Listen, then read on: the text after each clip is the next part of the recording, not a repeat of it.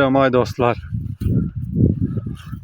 evde deyirdiler ki valideynlərim, ay bala oxu, oxu, oxu bir işin yiyəsi ol, bir sənət sahibi ol.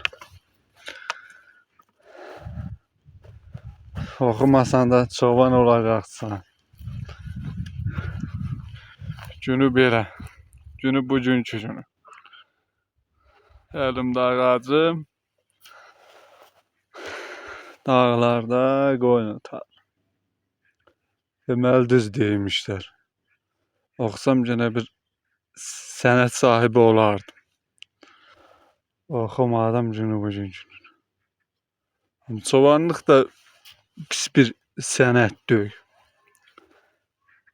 Halal əziyyətlə pulunu qazanırsan. Səfi gəzmirsən. Yəni bir pis iş görmürsən. Qoyun yanındadır, qoyun otar.